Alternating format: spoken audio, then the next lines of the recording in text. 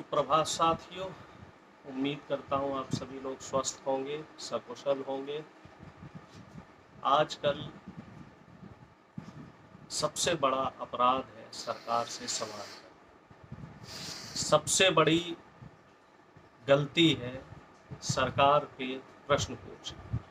पिछले कई दिनों में देखने में आया है, जिसने सरकार से सवाल किए, जिसने सरकार की गलत नीतियों के खिलाफ आवाज़ उठाई, सरकार ने आनन फानन में उसके ऊपर राजद्रोह का केस लगा दिया।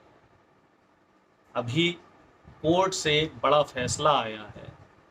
हालांकि अभी कोर्ट का फाइनल डिसीजन नहीं आया है, लेकिन बड़ा फैसला ये आया है कि आप हर किसी पे राजद्रोह नहीं लगा सकते। राजद्रोह कानून या देशद्रोह कानून पर रोक लगा दी गई है। इसके पीछे कई वजह हैं। पिछले कई दिनों में देखने में आया है कि किसान भी जो किसान आंदोलन में प्रोटेस्ट कर रहे थे, तो उन पे राजद्रोह के केस लगाए गए। पॉलिटिकल पार्टीज थी कुछ जो उनके लीडर्स विरोध कर रहे थे, तो उनके ऊपर भी राजद्रोह का केस लगाया गया। इस तरह की तमाम चीज़ें थी। तो इसमें कोर्ट ने संज्ञान लिया और संज्ञान लेने के बाद एक फैसला लिया गया कि साहब राजद्रोह कोर्ट केस पे फिलहाल पाबंदी लगाई जाएगी और इस पे अगली सुनवाई तक किसी नए व्यक्ति के ऊपर राजद्रोह का केस नहीं लगाया जाएगा। अब इसमें एक नई चीज और देखने में आई है, वो ये है कि यही राजद्रोह कानून की अगर बात की जाए तो 2019 में यही कानून कांग्रेस सरकार ने बोला था कि हम राजद्रोह का कानून हटा देंगे।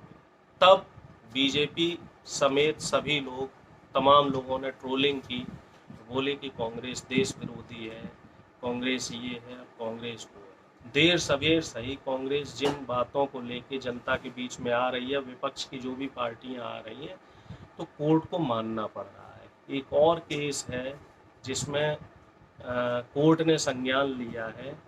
पीआईएल जिसने दर्ज की थी ताजमहल को लेके, बीजेपी की सांसद महोदया है दिया कुमारी जी, जो कह रही हैं कि ताजमहल उनकी ज़मीन पे बना हुआ है, और कोर्ट ने उनको नसीहत दी और सीख दी कि आप पहले पीएचडी करें, रिसर्च करें, पढ़ाई करें, कहाँ क्या है, कब पीआईएल दर्ज करनी है, कब नहीं करनी है, कब क्या करना है, ऐसे कोर्ट का समय बर्बाद ना करें।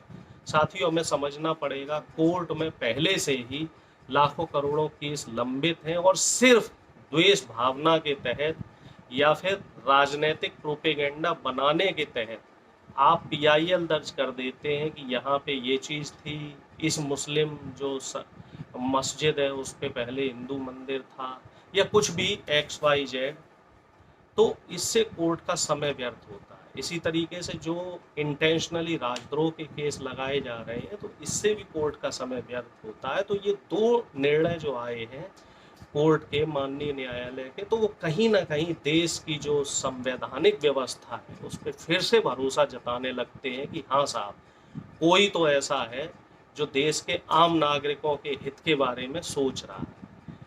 इसी तरीके से हमें उम्मीद है कि जो तमाम और चीज़ें हैं, तो उनके बारे में भी माननीय कोर्ट कुछ ना कुछ निर्णय लेगा और जनता के हक पे फैसला करेगा। तमाम और केस हैं, तमाम और मुद्दे हैं, तमाम और चीज़ें हैं जिन पे कोर्ट को संज्ञान लेने की ज़रूरत है। बढ़ती हुई महंगाई हो, बेरोजगारी हो, भ्रष्टाचार हो, इस पे भी कोर्ट को संज्ञान लेना पड़ेगा।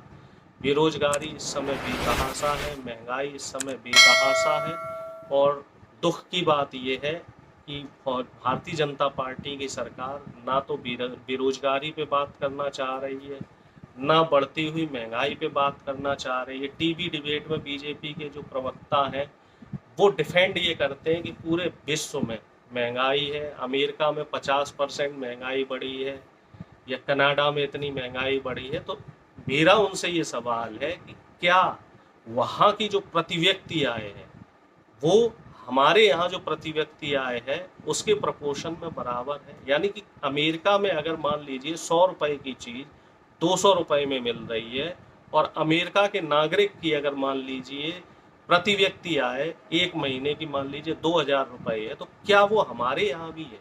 हमारे यहाँ के सर्वे ये कहते हैं कि यहाँ पे प्रति व्यक्ति आय किसानों की बात की जाए तो एक दिन की 27 रुपये है, यानी कि महीने की आपकी मोटे मोटे तौर पे 800 रुपये हो गए।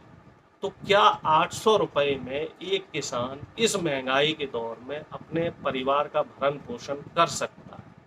मेरे ख्याल से नामुमकिन है।